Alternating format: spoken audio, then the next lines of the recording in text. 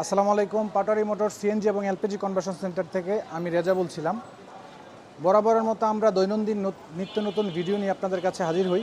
আজকে একটা অন্যরকম ভিডিও নিয়ে আপনাদের সামনে আসলাম, একটা কাস্টমারের স্যাটিসফ্যাকশানের রিভিউ নিয়ে। ঠিক আছে, তো আমাদের সামনে যে গাড়িটা দেখতে পাচ্ছেন এটা হচ্ছে একটা এক্সইউ ফিল্ডার গাড়ি। এই গাড়িটা আমরা অনেক আগে এলপিজি কনভার্সন করেছিলাম সিকোয়েন্সিয়াল সিস্টেমে। তো এই গাড়িটা কনভার্সন করেছিলাম আমরা 2022 সালের নভেম্বর মাসে। সো 2022 সালের নভেম্বর মাস থেকে এই পর্যন্ত স্যার খুবই ভালো মাইলেজ পাচ্ছেন, খুবই ভালো সার্ভিস পাচ্ছেন এলপিজিতে। শুধুমাত্র কেমন সার্ভিস এবং কেমন উনি স্যাটিসফ্যাকশন ওনার লেভেলটা হচ্ছে আমরা জানার জন্যই ওনাকে আমরা সামনে আনছি। আসেন স্যারের সাথে আমরা একটু কথা বলি। স্যার আসসালামু আলাইকুম। আপনি যে এলপিজি করিয়েছিলেন স্যার, তারপর থেকে এই পর্যন্ত আপনার সার্ভিস কেমন পাচ্ছেন, এলপিজিতে মাইলেজ কেমন পাচ্ছেন, হাইওয়েতে কেমন পাচ্ছেন, একটু আমাকে জানাবেন প্লিজ। আলহামদুলিল্লাহ, আমি সার্ভিস ভালোই পাচ্ছি। হাইওয়েতে আপনার 14-15। আলহামদুলিল্লাহ আলহামদুলিল্লাহ। আর সিটিতে কেমন পাচ্ছেন স্যার? সিটিতে ম্যাক্সিমাম 10-11 পাইছি অনেক সময়। যাক আলহামদুলিল্লাহ স্যার। আপনি চলতেছে আর কি। জি আসলে এই জিনিসটা আসেন একটা জিনিস আপনাকে দেখাই। আসলে এই যে মাইলেজের যে জিনিসটা, মাইলেজটা মানুষ কখন পায়?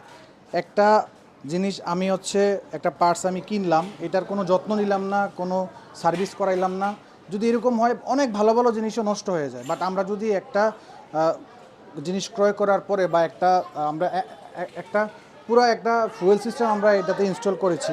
তো এই এই যে আলাদা একটা অল্টারনেটিভ ফুয়েল সিস্টেম ইনস্টল করেছি, এটাকে যদি আমরা যত্ন না নিই, এটা যদি আমরা সময় মতো সার্ভিস না করাই বা এটার যদি আমরা কন্টিনিউ কেয়ার না করি, এই জিনিসটাতে প্রবলেম করবেই।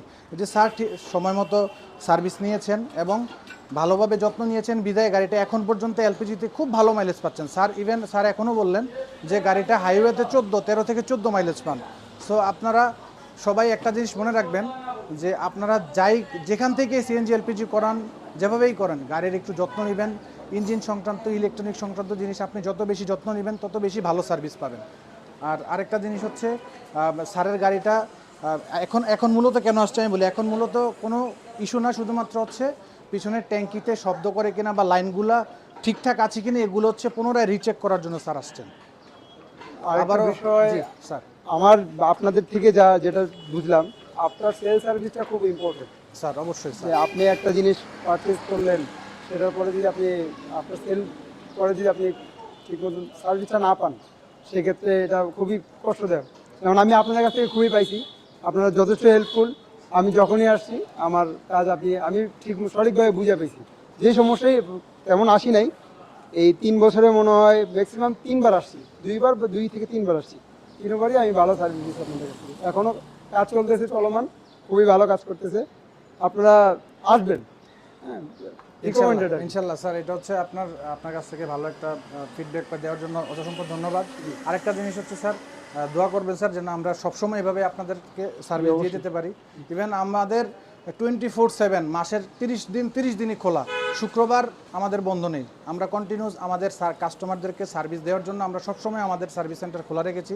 আপনার যখনই সমস্যা হয় সিএনজি এবং এলপিজিতে, অবশ্যই আমাদের কনভার্সন সেন্টারে আসবেন।